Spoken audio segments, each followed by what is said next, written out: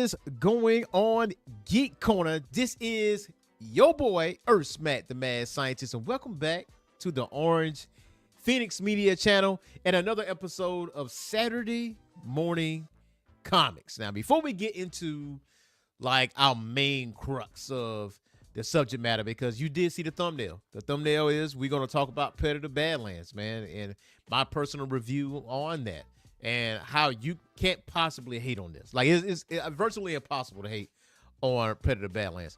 Also, we're going to be talking about Transformers, the comic book run, issues 1 through 26, and obviously they changed writers and they changed artists.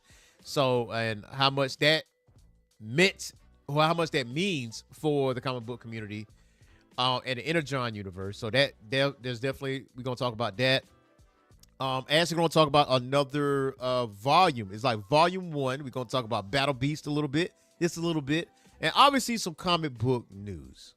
You know what I mean? So I'm going to give y'all time, I'm going to give y'all time to like go out there and get your nice cup of Joe, nice cup of coffee, or a smoothie if you want to be extra healthy, you know what I mean? Or get you a bowl of cereal, with your favorite cereal, and, sit back in your office chair on the floor, man, and listen to your boy. Listen to Earth Smack, listen to Earth Smack. Now, this week, did 2 videos this week. Did one on Batman #3 by Matt Fraction, Jorge Jimenez. Man, again, that artwork is phenomenal. Really do love the story being told. If you have not read Batman in a long time, if you have been living under a rock, no judgment. If you've been living under a rock and you haven't been reading Absolute Batman, Batman #1, 2, and 3 is definitely a good jumping off point.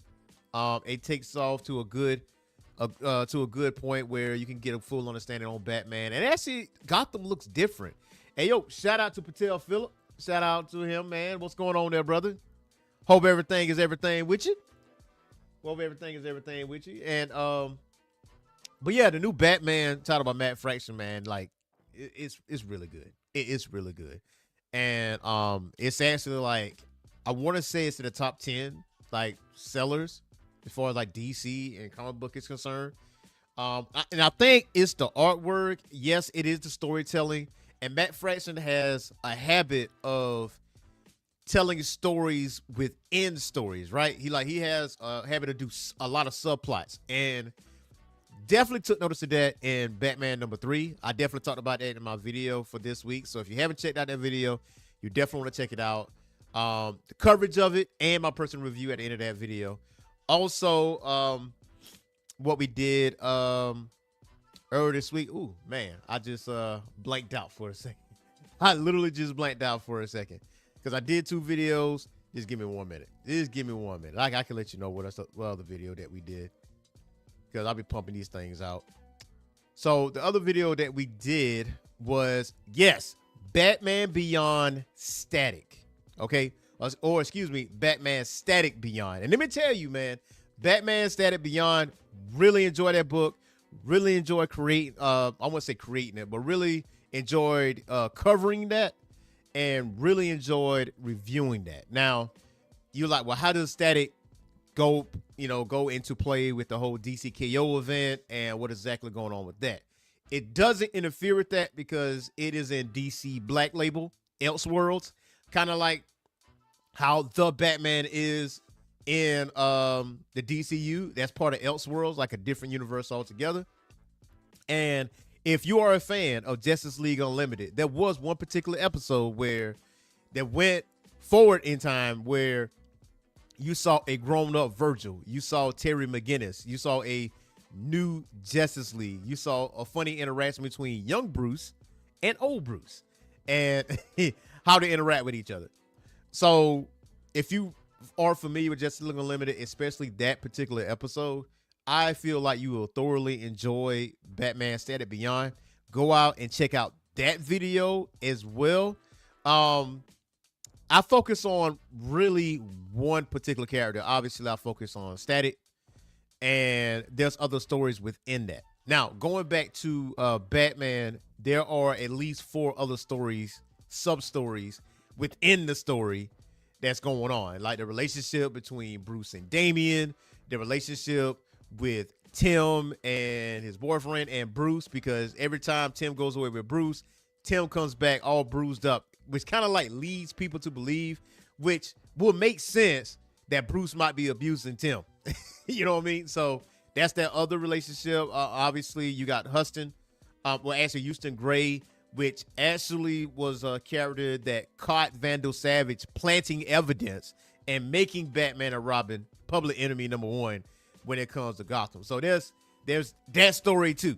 Like, so there's a bunch of stuff going on, but I only focus on like the main story, which is basically kind of like Riddler, but all this stuff is like intertwined, and obviously it's going to be wrapped up in a little bow by the time you get to the end of it with Vandal Savage. And obviously Hugo Strange, Dr. Zeller, what she's doing at Arkham, you know, what's going on with the Riddler, all that stuff. Like, all of that is in Batman number 3. All of that is in Batman number 3. When you know you get some real good comics, you got to wait a whole month before another issue comes out. Like, that's the worst. I hate it. I hate it with a passion. It's like a love-hate relationship, man. Can we do like bi-weekly? Like every 2 weeks, fam? You know what I mean? Which I'm complaining, but I fully understand, because if it was every 2 weeks, man, I feel like a great majority of us that love comic books the way we do will go broke, because because there's like new number ones out. Like, damn, I want to read that. And then, but you want to continue your reading catalog with what you already have on your pull list. And now you got to add more stuff to your pull list. And then the rest is history. You know what I mean? So I fully understand the once a month deal for budget reasons, you know, for the consumer. But I'm a little greedy. I ain't going to hold you. I'm a little greedy. Now, speaking of pull lists and speaking of going to your LCS, and I went by my LCS this week. If you ever go through the South Carolina area, if you ever go through Columbia area, you definitely want to stop by Heroes and Dragons. You definitely want to stop by Scratch and Spin. You know what I'm saying? Cosmic Rays. You definitely want to stop by these comic book stores. Now, Heroes and Dragons has this thing where if you spend $25 or more, right? Every $25 purchase, they'll give you a card first, and they'll stamp that card, right? Once that card is filled up, then you get $25 off your next purchase. Now, you can be kind of cunning and get another card and do the same thing, and then you have $50 off, and you can just use both of those cards. But I never done that. I thought about doing that. But with that $25 off, that helps out exponentially, because when you catch like Black Friday sales, when you catch free comic book day, which comic books around a comic book store is going to be discounted. So you take that discount plus your $25 off, man, you will leave with a killing. You have stacks, but you got to be smart. It's only good for a year, but the card itself, as long as it's not filled up already, just go ahead and fill that up, and then you get a $25 off, you know, card. And I actually utilized that. I utilized that this time around. It was burning a hole in my pocket. You know, in retrospect, I'm like, dang, I wish I would have held on to it just a little bit longer. But for me, the first thing I got is what I just talked about is Batman Static Beyond. And I was looking for some variant covers, right? But I did not see any variant covers. But shout out to my frat brother, Sanford Green. There is a variant cover for Batman Static Beyond number 3. And that thing looks fire. It's on the internet. It's out there. If I'm able to find it before the show's in, I would definitely post it here. I'll definitely pull this up and show it to you, because you will want that variant cover, because I want that. I was like, listen, put that on my pull list. Make sure that issue number 3 variant, that Sanford Green variant, I'm going to need that. So that's me right there. So also, I noticed I'm a sucker for covers. Okay. I am a sucker for covers. So I got the G.I. Joe, number 322 with Duke out here hanging from the helicopter, you know, shooting his M16. Really, really cool stuff. Now, this is Hama. Now, this is not the Energon Universe run, okay? This is the Hama run. There's 2 different runs that's going on right now with Image. There's the Energon Universe run, and then there's the Hama run. And once there's a compendium for the Hama, I'm going to definitely get that, because I'm going to read that through and through. So the next one is number 321 with Cobra Commander. on the front, man. I was like, this thing was on. I forgot what you call those out that spin around, and the proper name for it. But either way, it was just like on the way out, I saw it. It was kind of sitting there looking at me, because the one thing I do is when I'm at the desk, like when I'm at the front desk ready to check out, I kind of do this. I kind of look around, right? And then something catches my eye, right? And then if it catches my eye, knowing full well I'm not up in that $25 mark, let me get that. And so this was the first thing that I saw, man. Use Cobra Commander fan. And yes, this is definitely Hama. This is the Hama run. So you definitely want to get your hands on that. Now, also, I got Jason Aaron, Teenage Mutant Ninja Turtles with Shredder on the front. Like this is a badass cover. Badass cover, man. Badass cover there. And also, Thundercats. Finally, we got a Panthro solo comic, and got it right here, boys. Got it right here, boys and girls. Right here. From Dynamite. I'm telling you, Dynamite has been cooking. Dynamite has been cooking when it comes to Thundercats, Blue Falcon, Dino Mud, Space Ghost, Herculoids, Gotcha Man, Galactor. I did cover like issue 1 and 2 of Galactor. So I mean, and that between Dynamite and Mad Cave really doing their thing. Ignition Press doing their thing. Obviously, shout out to Stephanie Williams.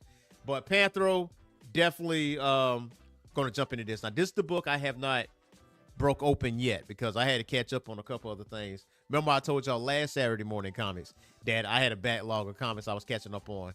And what's funny about it is that I did pick a day earlier this week. I was like, you know what?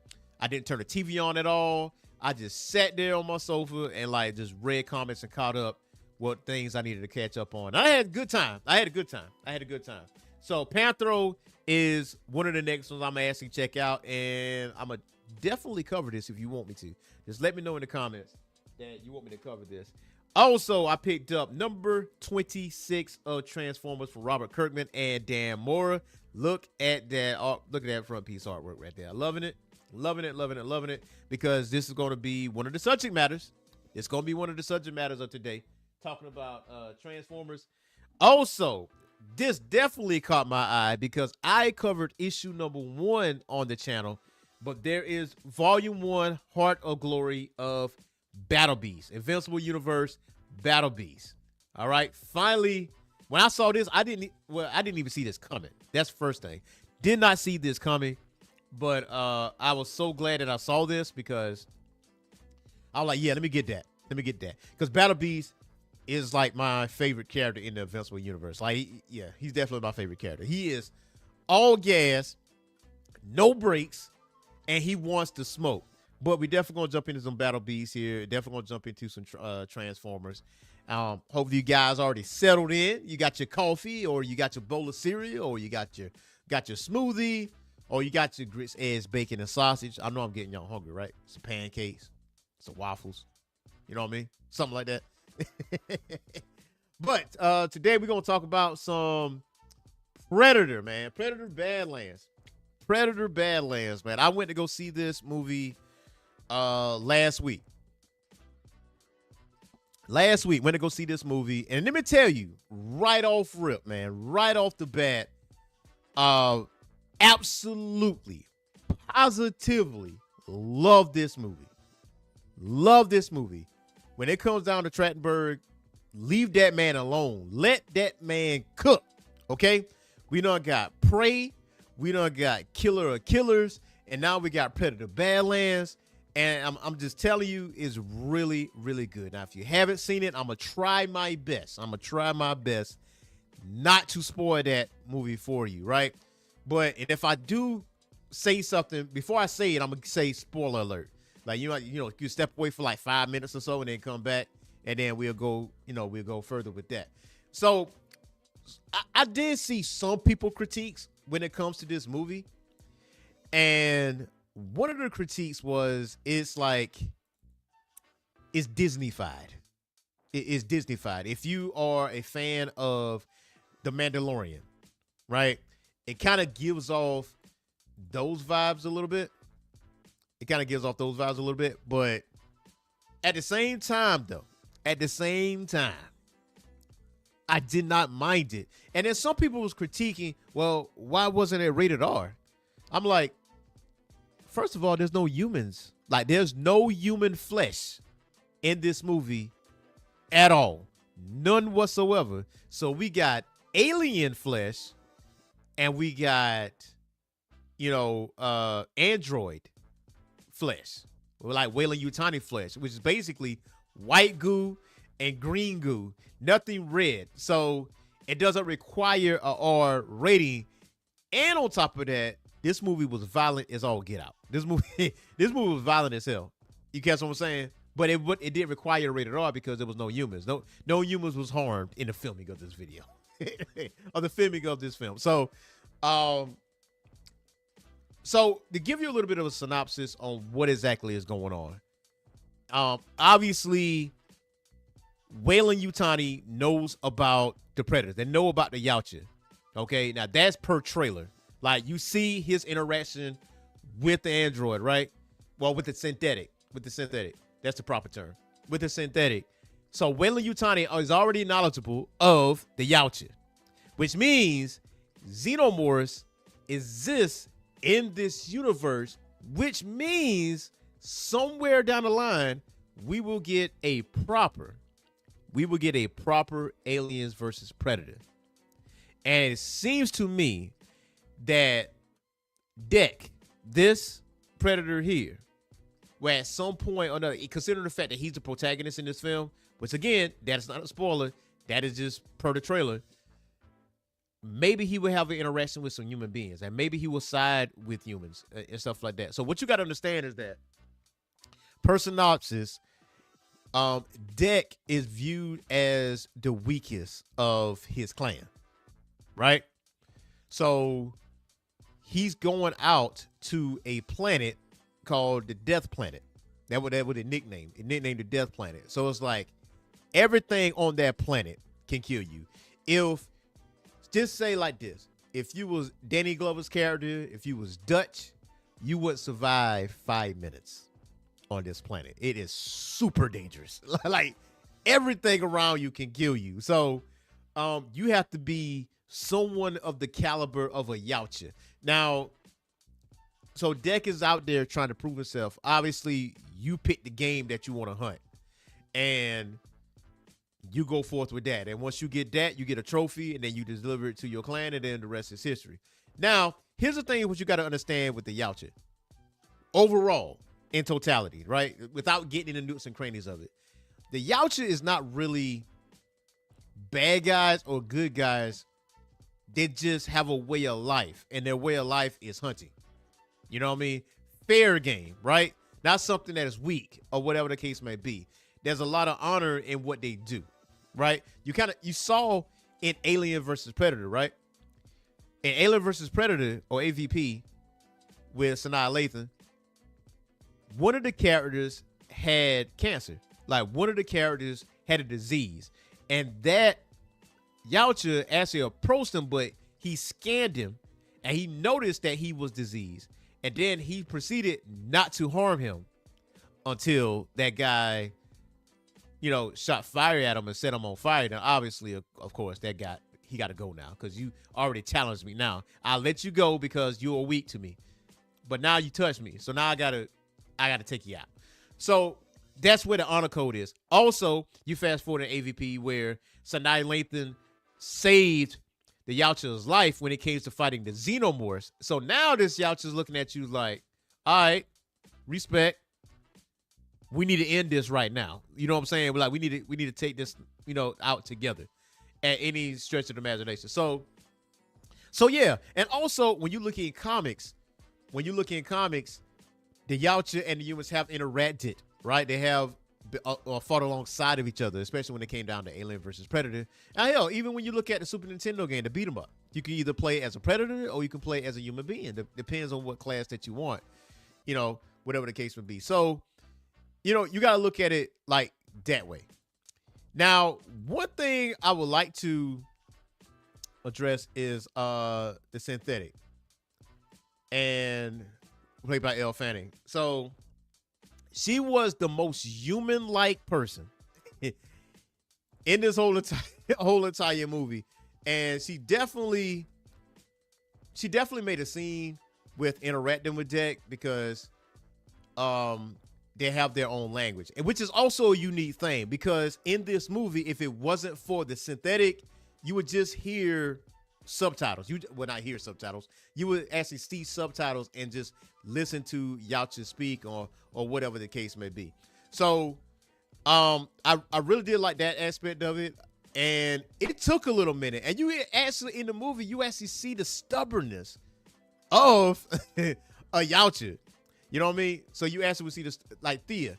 Like the thing is with Thea is she's trying to get to know him and like who are you and you know this way of life kind of situation, and you do understand that this don't have to be this way. And even when if you as the viewer you looking at the movie and you saying damn what she's saying makes sense to you, it makes sense. Y'all should like yeah I understand what you're saying, but I'm gonna still do it this way. I'm gonna still do it this way. So this is where this is where I get into spoiler territory. Okay. Eventually, they do align, right? Like fully. And not only do they align, they also have another companion named Bud. Now, Bud is the son or child of the Khalees, the one that Deck is hunting. Because remember that the Khalees, the one that Deck is hunting, his father is afraid of it. Like the Yautja doesn't go to the Death Planet because nobody comes back from that shit. Like nobody comes back from it. So to see those two together, it kind of gives off that vibe of the Mandalorian, like Mandalorian and Grogu. Really, that's the vibe. You know what I'm saying? That is the vibe. Now this is close to like the end of the movie or whatever, but Bud was way smaller than this in the movie, like way smaller than this. But Bud was that cute type of comic relief type of character, and you also see the relationship build. You catch what I'm saying? You see the relationship build, and you even see Deck crack a joke, even though he don't really like laugh, but he says something that was like, dang, that's kind of funny. Because even Thea was like, synthetic, she was like, did you just crack a joke? And, you know, he kind of like looks and then, you know, just kept on doing what he was doing. That kind of thing. So, when you get close to the end of the movie, though, this is what people are talking about. Like this, again, spoiler alert, okay? This is what people has been talking about. What people are talking about is the female. This is the first time on screen that a female Yacha has been acknowledged. Now, we did not see it on screen. We didn't see it on screen, but it was acknowledged because let's just keep it a buck. Let's just keep it a buck. Deck's dad is a piece of shit. You know what I'm saying? Deck's dad is a piece of shit. And there's no ifs, ands, or buts about it. You know what I mean? No ifs, ands, or buts about it. Especially what he did earlier in the movie. And then after I done went through the trenches, then went through hell and back, and I showed up. I came back alive. Something that you couldn't do. And on top of that, I came back with a trophy, right? Not only that, I came back with a trophy of something that killed something that you was afraid of. And then on top of that, you still give me your ass a kiss. And then you still say, yeah, I'm going to still take you out because you still weak. How? So, yeah, he deserved to take that L. You know what I'm saying? Deserved to take that L.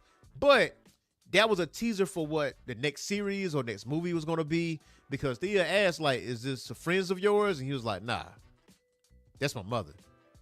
So, in comic book lore, the female Yacha is supposed to be bigger than the male Yacha that we have seen in any other Predator movies or any of the Predator series or whatever the case may be. Yeah, though, for a long time, people that don't read the comics or whatever the case may be, because I've read the comics a long time ago. It is difficult to find Alien versus Predator as far as like on a digital standpoint. You would actually have to get it physically. But if it is a digital out there somewhere, because trust me, I've been looking, I didn't see anything. There's two different depictions. One is like a slimmer look, like you could tell that it's a female Yautja, and then there's other like Big Mama, like right here, that's the literal name, Big Mama. Her, you can't see like obviously female anatomy on it because it's covered in chest plates and protective covering. For a long time, people that don't read the comics thought it was a patriarchy, but matriarchy, especially if everybody showed up and her ship pulled up and everybody just stopped and looked. Yeah, the female Yautja is a force to be reckoned with. Now, the question is, what will happen, though? What will happen next? Will his mom be on his side? Does his mom dislike, his dad, and glad that Dek was able to take his dad out, even though the dad took out my other son, like Quay? That kind of situation. So you just don't know what's going to happen. Or is Big Mama's going to be? I'm guessing it's going to be Big Mama. I'm guessing it's going to be Big Mama. Or will Big Mama be a new enemy? And how would you fare against that? Which I'm thinking, I'm more leaning towards like the first part of it, but we will see. We will see. Now, spoiler free. When it comes down to this movie, I can understand why people will say it like Disney-fied, but I didn't get that. I get certain, like I said, the Mandalorian and Grogu, those are the vibes that I got. Like a buddy cop side situation. I got this hardcore character that don't want to listen to anybody, that don't trust anybody like that. And the Yautja way is the Yautja way. Like there's a codex and we follow that codex and whatever the case would be. But when it comes and the synthetic Thea is telling him, okay, you follow this code, but here are these examples on why your code is bullshit.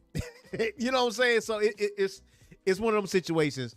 And it took a little minute for him to realize that, right? And by the end of it, it is kind of like a Disney moment. I'm not even going to hold you. There is a little bit of a Disney moment at the end of that movie.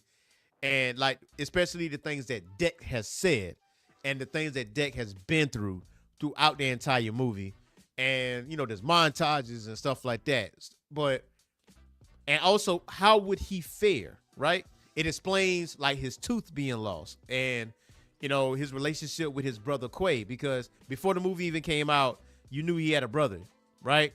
And there was a teaser like scene where Dek is on the ground to his knees and Dek's dad is telling Dek's older brother, you got to kill Dek. Like, he's weak. You got to kill him. That kind of thing. So you kind of like can put two and two together with that. You know what I mean? There's a lot of other key parts in this movie that I'm missing out on. But the unique thing is, no secret that Weyland-Yutani is very much aware of the Yautja. Like when Thea and her twin counterpart is talking to Mother, very aware of the Yautja. Maybe they have already captured a Yautja before. Maybe they already like dissected a Yautja or whatever the case may be. Like maybe that's what's going on. But when it comes to Trachtenberg and what he was able to do with Prey and what he was able to do with Killer of Killers, and now you look at what he's doing with Predator Badlands, especially Killer of Killers, which is the animated anthology series where different characters from different time periods had an interaction with a predator, right? From feudal Japan to, I want to say, World War II, and going back to like, Viking time period, So, and by the end of that series or the anthology series or whatever, or movie, because it gave you like different short movies, you saw who was on ice, right? You saw Dutch from the first Predator movie on ice. You saw Danny Glover's character on ice. You saw the young lady from Prey on ice. So it seems as though now we get deeper into the lore of the Yautja, and the Yautja way is okay. You beat a predator, right? You beat a Yautja. We acknowledge that, but we're gonna come back with a squad. We're gonna kidnap your ass, and we're gonna put you on ice. And when we're ready for you, we unthaw you. We put you in this battle arena to fight whatever the piss over here. And if you just so happen to beat that, you get to fight the head cheese.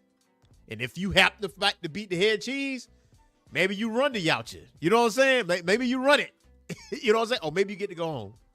You know what I'm saying? So one battle is so think about it. The things that Dutch been through in that jungle, losing his comrades, every single one of them, like in the worst way, right?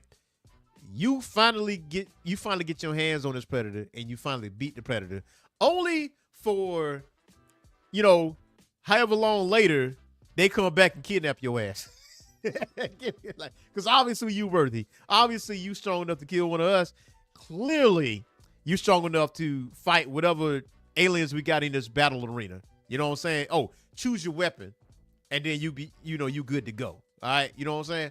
So there also is a story in Alien, and I'm gonna tell you, not Alien, but Predator. Predator 2, to me, up until Predator Badlands, because Predator Badlands is my number one now. But before Predator Badlands, Predator 2 was my favorite one. Predator 2 was my favorite Predator movie, and I put that above all the other Predator movies. And I know what you're about to say. Like, what? Why would you ever do that? Why would you ever put Harrigan over Dutch? And I'm gonna tell you why. Okay, first of all, Harrigan is like Bruce Willis was to Die Hard. Like Bruce Willis' character on John McClane was an everyday man. He wasn't like this muscular type of dude. He wasn't like no action superstar junkie type of look. He wasn't Sylvester Stallone. He wasn't Arnold Schwarzenegger. But it led to Die Hard being one of the best action movies, period. Right? So that's how I look at Harrigan. Harrigan wasn't Dutch. Like Harrigan wasn't this big muscle bound dude. Harrigan just had his wits and his revolver. And he went up against Yautja that was running amok in the city, that was going up against people that had weapons, obviously. But he was able to defeat that Yautja. And then on top of that, you saw like other Yautja pull up, take this Yautja back, give Harrigan the flintlock pistol, and then go away, which is loosely connected in ways. It's loosely connected because there is a comic out where it goes back to the colonial times where pirates was out here, shipping goods and services and stealing things, right? There was a black pirate that basically went up against a Yautja. But that pirate, got mutinied. Basically, his crew turned on him. And so the Yautja and that pirate captain was back to back, killing off those crew members that choose to betray him. But in the midst of that pirate got shot in the back, right? And so the Yautja learned certain language, right? Because he heard the pirate captain call his crew a certain word, so he started repeating that word, and obviously he took out the crew. But that pirate captain passed away. But before he passed away, that captain gave him that gun, gave him that flintlock pistol. He said, hey, this is something to remember me by. And he gave it to him, and the Yautja buried him the Yautja way. And then that same pistol ends up in Harrigan's hand. I say loosely connected because in some circles, you can say, well, that's not connected at all. In some people's circles, they put it in their mind to connect it. I'm one of those people putting in their mind to connect that because that flintlock pistol has been around for a little minute. That flintlock pistol is actually in Killer of Killers. So it's actually in that Predator movie, the animated Predator movie. So hopefully Trachtenberg keep that in there, and I'm very curious on how you're gonna bring Dutch back, because I am hearing rumors that Dutch will be back in this series, but to what capacity? Because you had Dutch on ice this whole time, right? So, but and Arnold Schwarzenegger is a lot older now, and he looks a little different now. So, if you on ice, do you actually age while you're on ice? I'm very curious on how they will bring Dutch back. But there have been rumors that when it comes down to that franchise, Dutch is in talks to Arnold Schwarzenegger is in talks to return as Dutch, which would be awesome. But at the same time, I would say Adrian Brody, bring him back. Obviously Danny Glover, bring him back. Like, how would you put that in there, right? How would you put that in there? But only time would tell, man. But Predator Badlands, man, I'll say it's my favorite movie because you get to explore the Yautja way. Like, there's no humans in this movie. You get to get a little bit of a glimpse on what their way is. Obviously, family is kind of like a thing. I mean, to some. Obviously, you see the relationship between Quay and Deck. Quay being the older brother. You really see the older brother mentality when it comes to that movie, too, because, Quay gives him something like, all right, here you go. Don't blow yourself up. And when he started choosing his target, Quay was like, no, choose something else. Like, Deck was like, nah. I'm going to choose this. This is what I want to hunt. He was like, all right, fam. All right. I don't want to lose a brother. You know what I mean? That's kind of like where he was at with it. But overall, if you have not seen this movie, man, you definitely need to go out here and see this movie. Now, I'm glad I say spoiler alert before I went on my tangent because sometimes I do that. But very good movie. Very, very, very good movie. I know I'm probably going to go see it again at some point or another. That's, maybe over the weekend, maybe over the course of the weekend. I definitely want to jump back into it. So, next thing we're going to talk about is Transformers, man. Like, so Transformers is such a good comic book, man. I don't, it's such a good comic book. It is so good. Like, when you talk about Darren Warren Johnson, I know I spoke on this like last week, but not in like detail, man. Not in detail. Issues 1 through 24 with Daniel Warren Johnson and Mike Spicer. Whew. So good. Really good stuff, man. If you are a fan of Transformers, you definitely need to read that. Like, speaking of which, right? So I got this compendium. So this is not the current run, right? This is not the current run. There are compendiums of the old Transformers comics, right? Right here. More than meets the eye. Thick. There's a compendium 2 is out right now. This is from Image. This is from Image Comics as well. So this is like Budiansky, Springer, Perlin, and Devil. And I mean, like, old school looks right here. But G.I. Joe, same book, this thick right here. You definitely want to check that out. They got Compendium 1 and Compendium 2. Definitely want to check that out. But now, if you're looking in the realm of this current run, you definitely got to get this. This is part of the Energon universe. You got this, G.I. Joe, and Void Rivals. Okay? But Transformers is action-packed, man. We talking high-octane stuff. And the inside of the comic is good. Like, these Transformers are doing wrestling moves. We talking V-triggers. We talking one-winged angels, clotheslines, tombstone, power drivers. We talking all kinds of stuff. Now, for me, my favorite Transformer is Starscream. It will forever be Starscream. And I know Starscream get his ass whipped a couple times. A lot. You know what I mean? But in this run of Transformers, you do get an issue where they talk about the history of Starscream, because Uktar, which is his actual name, and who he's been tight with, and what turned him into Starscream, what made him the way he was. Because let's just keep it a bean. Optimus Prime back then were putting holes in you. You know what I'm saying? It was take no prisoners. It wasn't on some nice shit. It wasn't on like Batman do not kill policy. He'll put holes in you. This man was ruthless in a good way, right? He was fighting on the side of the Autobots, but this man was taking you out, man. If you were a danger to Cybertron, he gonna put it in you, man. I mean, I'm saying pause, but he gonna put a hole in you. That's just what he was. But obviously, he's not like that now. So You know, you take that, you come to Earth. There's this right here. This ain't like your kitty version of Transformers. This is Starscream picking up someone and squeezing them to death. Okay? And he called humans squishies. You catch what I'm saying? Like he calling them squishies, like such weak, such weak species. Squishies, right? And so obviously you got Optimus Prime is in there, and obviously Megatron. Megatron definitely makes an appearance there. Now, this is another scene right here with Optimus Prime ripping his own arm off and beating Skyward with it. Like you see how brutal this shit is? Like, this shit is wild.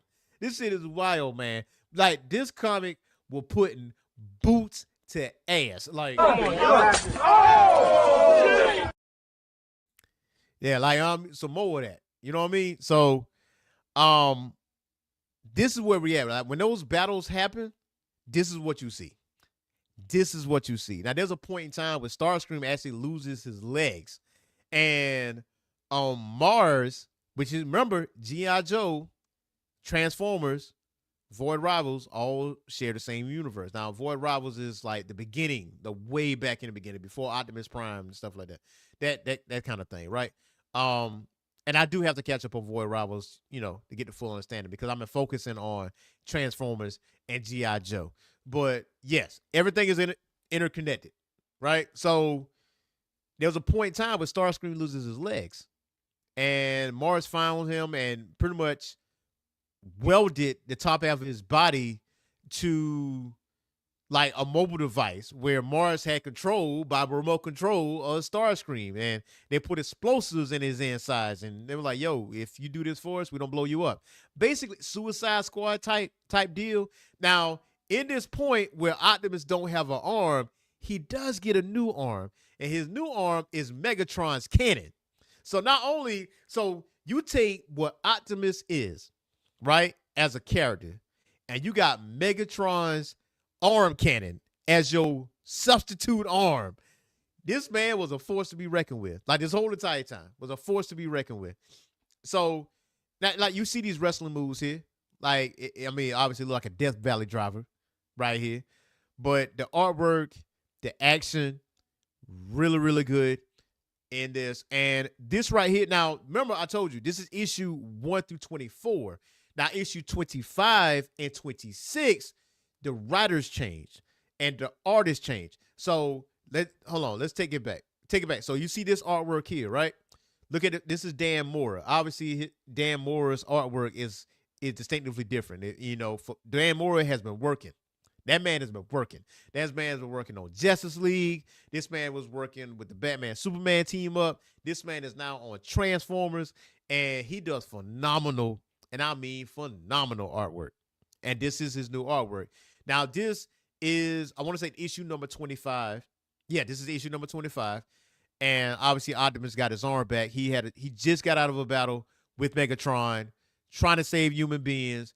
Also, what you got to understand, if you were definitely a fan of the 80s cartoon, right? There was a point in time where Megatron turned into a gun, and Starscream had him as a handgun, right? And as a kid, you kind of thinking to yourself, like, why would he just like toss him over here? Like, you know what I'm saying? Like, you could crush him really right now. In this comic, it explains why that's not possible. It explains that when Megatron turns himself into a handgun and how Starscream used him, why it is not easy. And I was like, wow. I wouldn't say like mind-blowing wow, but I was like, whoa, that explains a lot. That explains a lot when it comes to Megatron and his influence and whatever the case may be. And remember I told you, I kind of follow Starscream, and there's other ones that is Decepticons that transfer over to Autobots, and there's certain Autobots that have an issue with how Optimus Prime is leading things, because there was a point in time where Optimus was on Cybertron, right? But he's like, no, I got to go back to Earth because the humans need me. And, one of Autobots like, yo, what about us? Like, what about us, yo? You're like, look, I can't let these humans like die like that.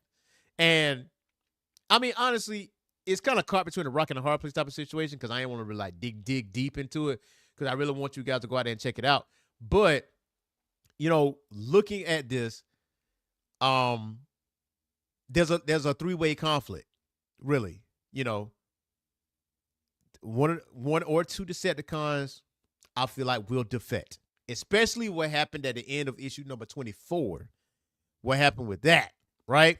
So at some point or another, like in the future, we may see a pivotal character from the Decepticons defect over to the Autobots. And we may get an Autobot that is not in agreement with what Optimus is doing, turn on the Autobots and move over to the Decepticons. I don't think, now that last part, I wouldn't say that's far-fetched, but I wouldn't be surprised. I wouldn't be surprised because they've been on some shit, which, I mean, there's some right in what they were saying, but they've been on some shit from the moment Optimus was like, I gotta go back to Earth and see what's up. I gotta see what the heck is going on. So when you look at like this artwork from Dan Mora and what it's because it's going on issue 25 and 26. Now, Robert Kirkman is the writer now for the next wave of runs, and it still connects to issue 1 through 24. It's not like a brand new story or anything like that. Still the Energon universe, still a continuance. It's just new artwork and new writer. Obviously, Robert Kirkman know what he's doing because he did Walking Dead. He did Invincible, which we all know and love, which there have been compendiums, and there's the Amazon Prime series. There's that.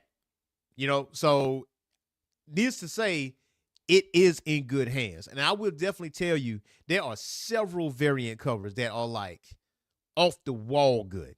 Like off the wall good. Like anytime that you walk into a LCS and you check out, you go look at some Transformer stuff, 9 times out of 10, it's some fire variant covers. Like straight up. Like straight up fire stuff. No bones about that. So the good thing about this is, if you have Global Comics, if you don't have Global Comics, you can go ahead and subscribe to Global Comics. You can literally read issues 1 through 26 digitally. You can actually read issues 1 through 26. You can actually read at least volume 1 of G.I. Joe, and you can read Void Rivals. You can read the entire Energon universe and None's the Wiser. Like, you can definitely check that out. Global Comics is where you can catch up on your Transformers lore, man. You would not be disappointed. I guarantee you that. You would not be disappointed. Action-packed, real good stuff. Honestly, it will prompt you to go back and watch the old Transformers like series, which is on Tubi, by the way, along with G.I. Joe, and along with Centurions, and along with Pirates of Dark Water now. But, so have at it. You got a good Saturday to go check that stuff out. So the next thing we got is some upcoming comics. We got some upcoming comics here. And I'm gonna tell you, I'm a little bit excited. I'm a little excited about this stuff. Now, one of them is an independent comic. I have to always give is just due to independent comics. Always got to do that. Always got to do that. And I need you guys, like, us comic book readers, like, we have to support independent comics in general, because I know between myself, I know Blur Without Fear, Comics Explained, Dope Spill Comics, there's been attempts to cover like independent comics, but as far as like, the viewership of it doesn't get that much viewership. Like, it's typically the big two that gets like the nods, that gets the looks, or whatever the case may be. But I feel like we can change the narrative. Like, as a comic book community, to give more love to independent comics, because, you got people like Robert Kirkman. Like that's an indie comic. Invincible, Walking Dead. Both of these end up being TV shows. You know what I'm saying? Bitterroot, show my love to that. Roots of Madness. Shout out to Stephanie Williams. We got, stuff like that. You know what I mean? So, but this one right here, Flame Vote. Now, this is basically The Walking Dead, but with superhumans instead of zombies, and debuts at Thought Bubble this weekend. Now, it is set up today as November 15th. It says Flame Vote #1 is a new superhero comic book launching at Thought Bubble this weekend. Harrogate by creators Bruno Catarino, Arturo Palacios, Gregory Ottaviani, and Rob Jones in Comicsology Hall. Table B35 with the new real world superhero. And like, what if superheroes became a thing all of a sudden? Like, how would the world cope with such drastic change? And how would it affect the economy, the power structures, the safety, the general lifestyle? And how will our hero, knowing he's responsible, with the subhead Walking Dead with superhumans instead of zombies? And, the artwork looks pretty good. The artwork looks pretty good. I'm not even mad at it. The artwork looks pretty good. It says the world has changed. Superhumans became real overnight, and no one was ready. People capable of saving or destroying cities in the blink of an eye. Humans capable of changing global economies and shifting power structures all over the world. Folks who have no idea how to control their new powers and who may accidentally ruin an entire planet themselves or their loved ones. And at the center of it all is Tom Wells, an activist turned mass murderer. An accident, but it doesn't change the fact that he was secretly responsible for the largest change to the status quo the civilized world has ever seen. We need a hero, and a reluctant, grieving Tom may be the only one capable of bringing order to the chaos he created. And so, Flame Vote is born. Flame Vote #1 is the origin story of this new character that I hope will be with us for many, many years. If you like superhero stories that are not just about the heroics, this book is for you. And honestly, looking at this, so Jupiter's Legacy, it's kind of like that, even though for me that was trash. Jupiter's Legacy was trash for me. But it touched on that. Invincible definitely touched on that, like the superheroics and the realism of it, how serious it is. The Watchmen definitely nailed it. Definitely nailed it. If anything, the Watchmen, the Authority, I would say the same way, the same exact way. So that trope of realistic superheroes or dealing with real world problems, that's not really a new concept, but it seems as though it's taking a different approach. Like, former mass murderer, right? But you got to be Flame Vote now, and you're the protagonist. You know what I'm saying? So how would that play out? I do say that make the story interesting though, because like, do you end up liking this character at the end of the day, knowing what he did? Or was it an accident? So you gotta look at things from that standpoint. So definitely looking forward to Flame Vote. Definitely want to check this out. Now the next comic we're going to talk about, or comics we're going to talk about, is something I touched on a little bit earlier last week, and this involved X-Men titles. So let me pull that up just 1 second here. So it says Marvel X-Men February 2026 solicits and solicitations. Just a reminder, X-Men, adjectiveless X-Men, Shadows of Tomorrow. It says revealed last month at New York Comic Con, Shadows of Tomorrow sees the return of his hit ongoing titles like Uncanny X-Men by Gail Simone. Shout out to Gail. David Marquez, Wolverine by Saladin Ahmed, Martin Conculo, and X-Men by Jed Matkey and Tony Daniel. It's claimed solo titles like Storm and Magic also undergo exciting evolutions, becoming Storm, Earth's Mightiest Mutant by returning writer Marewa Ayodele and artist Federico Manson, and Magic and Colossus, which reunites the creative team Ashley Allen and German Peralta. Now, new solo limited series including Cyclops by Alex Patnato and Rose Antonio, and Rogue by Erica Schultz and Luigi Zangaria.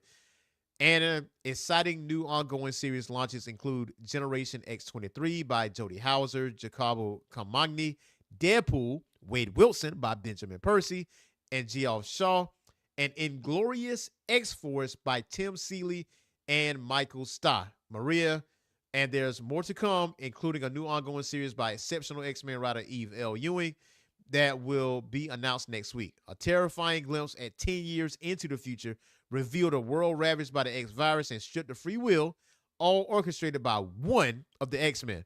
Now, back in the present day, it's time to embrace bold action, strengthen alliances, and empower the next generation. And united, The X-Men will save mutant kind's future and ensure their dream isn't darkened by the shadows of tomorrow. Man, I'm gonna be honest with you. Uh, I'm ready for Age of Revelation to be over. Now I think a lot of people feel that way. I think a lot of people feel that way. However, there are some good books within the Age of Revelation. X Vengers, one of them. Unbreakable X-Men, Rogue Storm.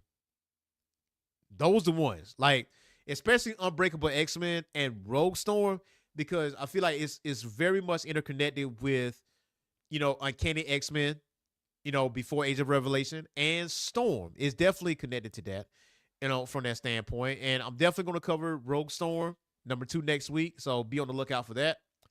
And when Unbreakable X-Men #2 releases, definitely going to be covering that as well. So just ready to go back to, the regular deal. Ready to go back to adjectiveless X-Men. J. Matt K has done a pretty decent run when it comes to adjectiveless X-Men. The thing I'm very much interested in is this Cyclops miniseries. This issue 1 through this 5-issue miniseries. That is the one I'm really, really interested in. Cyclops is definitely like one of my favorite characters in the X-Men. And I became a fan of his later on in life because from reading the comics and then also seeing it on TV, X-Men animated series, Cyclops weren't really depicted super well in the animated series because he just got viewed as a cop, this goody two shoes type of character. But honestly, between him and Storm, they are the best leaders in X-Men. You are guaranteed to be led to victory, and you will be used to your strengths, not your weaknesses. So when it comes to Cyclops #1, it says Scott Summers is a mutant who is always near total control of his powers and his emotions. But what happens when he's separated from the X-Men, lost in the mountain wilderness without the visor, that keeps his devastating powers in check? And will he be able to stay alive when Donald Pierce and his cyborgs, the Reavers, are hunting him? So they're putting Cyclops in a Wolverine situation. This man is out here in the wilderness being hunted by Reavers. And you don't have no adamantium skeleton. You don't have no healing factor. All you got is your nuts in the word. That's all you got. You got no visor, bro. So you got no handicaps, fam. You got no handicaps. So this comic is gonna be very, very interesting for me. Like this particular cover right here, I definitely want that cover. I really do want that cover. That cover is really cool to me. And this was okay. This was all right too. So I definitely want to check that out. Now, I'm gonna tell you off rip, Generation X-23, not really interested in that. But when it comes to Rogue though, Inglorious X-Force and stuff like that, so I'm definitely interested in that. And Magic and Colossus, I'm definitely interested in that. It says Ilyana Rasputin is a cynical sorceress with power harnessed from the Dark Realm of Limbo. Pyotr Rasputin is made of metal, but with the heart much softer than his exterior. But despite being family, blood does not run thicker than water. Now, when they return to their mother country, they discover ancient monsters from Russian folklore preying on the innocent. Can these two mutant siblings set aside their differences to save their country? So, very much interested in that. Very much interested in Rogue. Very much interested in Glorious X-Force. It says Wolverine must face demonic temptation, and it's all part of Cable's secret agenda. Plus, meet the hidden agent who's been stalking X-Force from the shadows, and the mysteries deepen, and the action amplifies as the true mission comes into focus. Now, Rogue, it says Rogue and Mystique have always had a complicated relationship. And it says not getting any easier. And rather than tell the whole truth, Mystique channels Destiny and gives Rogue a vague summary of what happened that night at Project Pegasus all those years ago. And Rogue thought her brother, her evil mutants days were behind her, but that couldn't be further from the truth. With the cryptic visions of her past plaguing her present, Rogue finds an inhospitable group of mutant haters on her road to the truth. And Mystique continues to hold back crucial information as Rogue feels herself driven mad by visions of Sabretooth and the Constrictor on the mission long forgotten. So, we're going to have some interactions with Sabretooth, which I'm not opposed to that. Not opposed to that. Obviously, Storm, Earth's mightiest mutant, that is self-explanatory. I'm copping that. Not giving a damn. I'm definitely copping that. There's no bones about it. I've been covering Storm from issue number 1. This ain't stopping. You know what I mean? It says that as the combos braces for annihilation, Storm, unaware of the coming threat, turning her gaze inward to her home, to Earth. The Earth's mightiest mutant become Earth's protector once more in a darling new chapter of her life.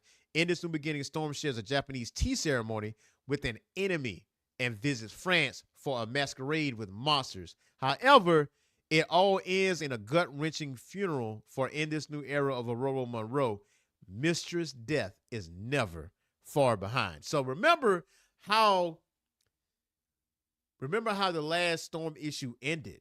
Like, the war is not over. Yeah, Storm beat the Thunder God. Yeah, cool.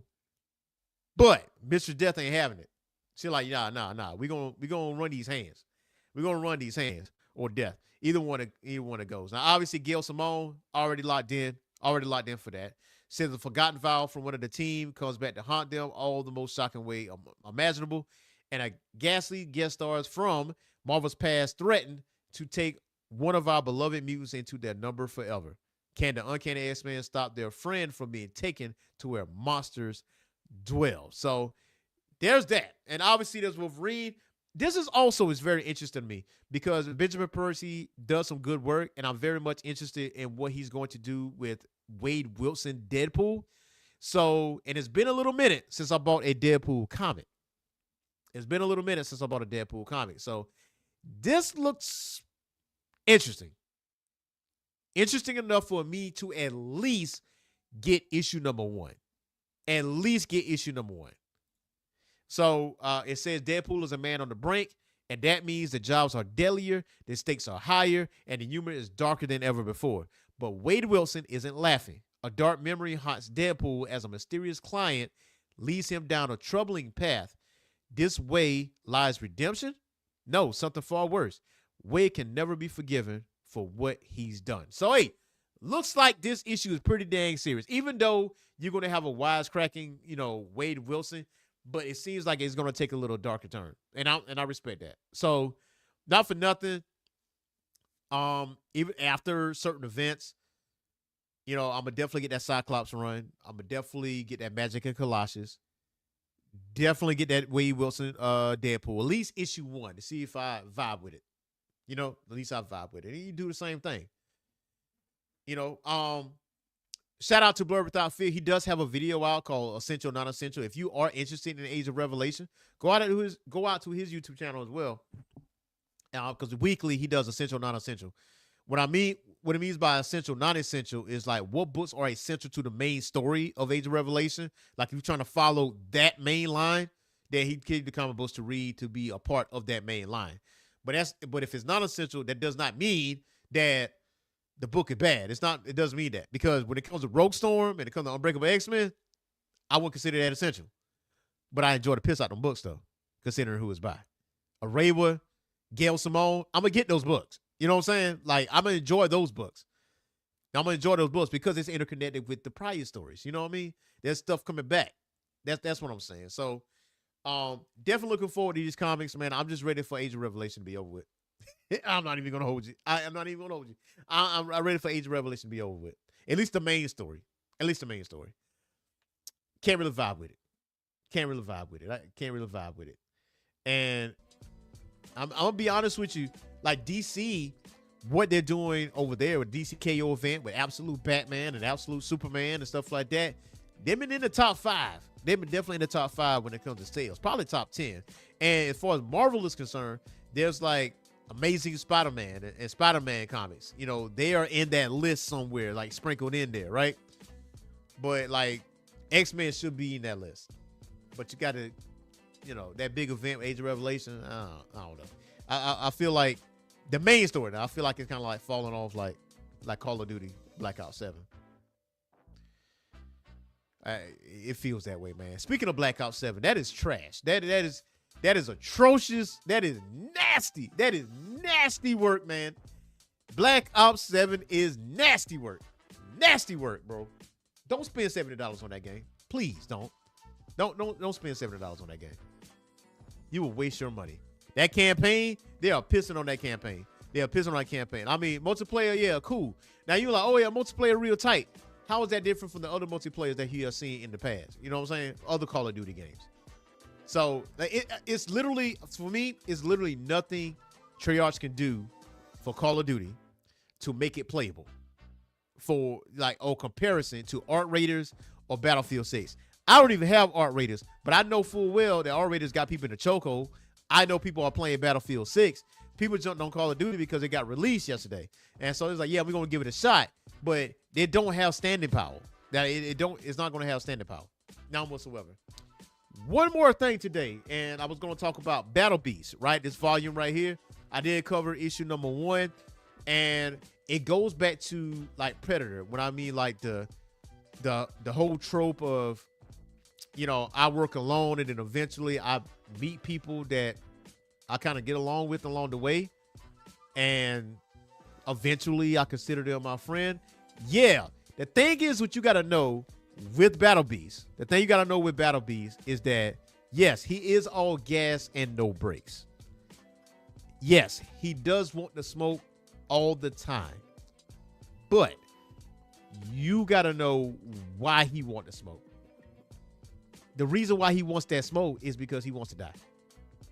Because he says in the book, like I feel like in this book, it was like an emotional type of situation, because people asking like, why are you in such a rush to die? Why are you in such a rush to die? He's like, listen, I have an insatiable hunger for battle. And I feel like if I let this shit go, there will be no survivors. And there'll be people that do not deserve what's going to come from me. So I keep it dormant. Like I'm like a powder keg every time I walk by, because somebody bumped me on the shoulder. I want to take his head off. Literally. I want to eat him. Literally. You know what I'm saying? Like it's that kind of thing. That's kind of vibe that the Battle Beast is on, because it explains in issue 1 how there's been a war on his planet, but there's peace on this planet, but his hunger for battle never like ceased. You know? So he's an amplified Kenpachi, right? He's an amplified Kenpachi. But the thing is, he wants someone to put him out his misery, but he's not going to let you do that to him. You catch what I'm saying? You have to earn that right to put Battle Beast out. Obviously, we know how this ends. Like in the future, when it comes to Invincible main continuity, if you don't know, you know, read those compendiums. But I do like this solo run of Battle Beast, man. It's super, super bloody. I would definitely tell you that. Super, super bloody. A lot of alien guts all over the place. There's a good bit of that. There's a good bit of that. The person that he meets is a former prince, and you meet another friend of his that is good at magic, and there's a good story here. There's a good story. I don't want to spoil it, because at the end of this volume, a Viltrumite shows up. You know, Viltrumite is being sent to a certain planet to see what the heck is going on. Now, I don't know what time period this takes place in, but yeah, it's going to be very interesting. It's going to be very interesting to see what happens when this Viltrumite shows up and he goes toe to toe with Battle Beast. It's going to be bad. It's going to be bad, man. It's going to be bad. Battle Beast is one of the strongest characters in the Invincible universe. It's just because of his insatiable hunger for fights. You know what I'm saying? So if you really look at Battle Beast as a character, his story is tragic.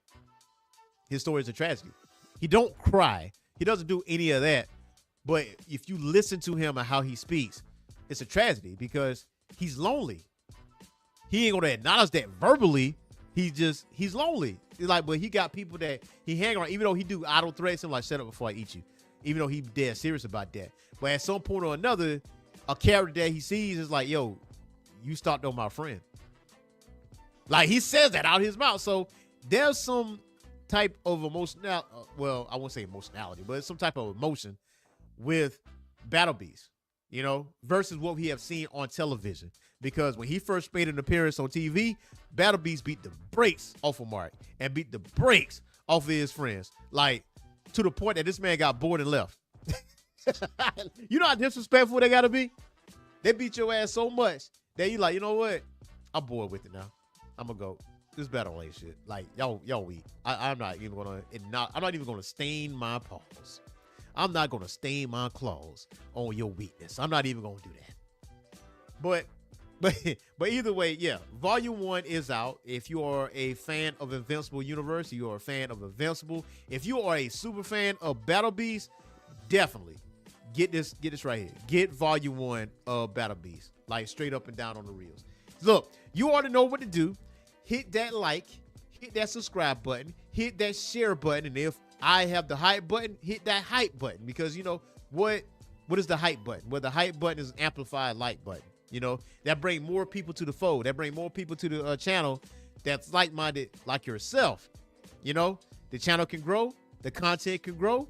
Do more live shows like this, the Saturday morning comics. Cannot wait. Cannot wait. So hit that like and subscribe button, share it for some like-minded individuals with yourself. And you guys enjoy your Saturday. Thank you for spending a part of your Saturday with Earth's Matt the Mad Scientist, man. Shout out to that. And oh, by the way, if you are a pro wrestling fan, if you miss out on AEW Dynamite, one particular match you want to go see, the Women's Blood and Guts. 2 rings, 1 cage, 12 women. That's all I'm going to tell you.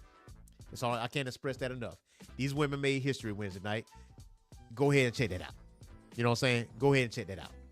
Go ahead and check out Predator. I think Now You See Me is out right now. There's some other comics out here.